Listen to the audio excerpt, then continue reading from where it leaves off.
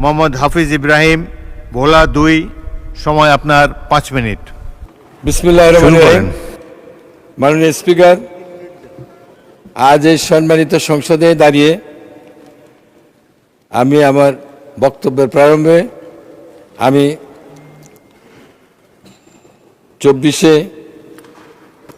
5ই আগস্টের শহীদদের কথা স্মরণ করছি এবং আরও স্মরণ করছি এই দেশের স্বাধীনতা সংগ্রামে যারা আত্মত্যাগ করেছেন তাদের সকলকে।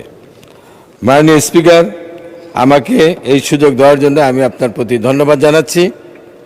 আমি মহান রাষ্ট্রপতিকে ধন্যবাদ জানাচ্ছি তার ভাষণে আমরা একটি মানবিক, গণতান্ত্রিক ও সুসংগঠিত বাংলাদেশের সুস্পষ্ট নির্দেশনার জন্য।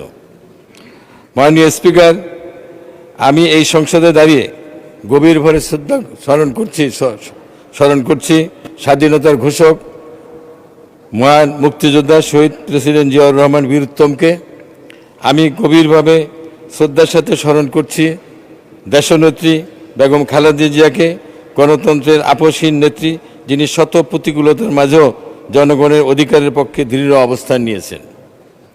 মাননীয় স্পিকার, আমি স্মরণ করছি ইরানের অবিসংবাদিত নেতা আয়াতুল্লাহ খোমেনিকে, যিনি সুদূর প্যারিসে থেকে জনগণকে সংগঠিত করে একটি স্বৈরাচারী শাসকের পতন ঘটিয়েছিলেন।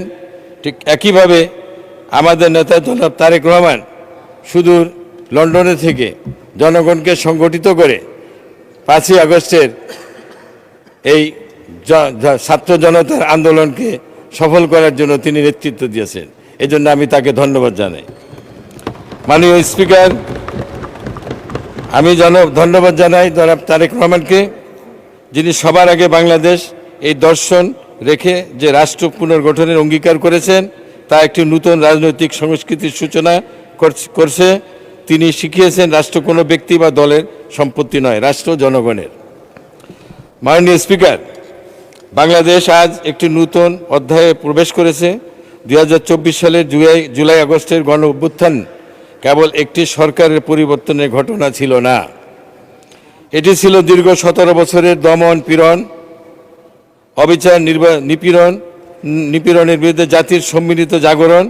আমি দৃঢ়ভাবে বলতে চাই এই সংগ্রামে কারো ত্যাগ ছোট নয়, কারো অবদান কম নয়। আমরা সবাই একসাথে ছিলাম, এই ঐক্যই আমাদের সবচেয়ে বড় শক্তি। গত 17 বছর আমাদের জাতির জন্য একটি বেদনাদায়ক অধ্যায় হয়ে থাকবে। আমরা দেখেছি গুম, বিচার বহির্ভূত হত্যা, রাষ্ট্রীয় যন্ত্রের অপব্যবহার।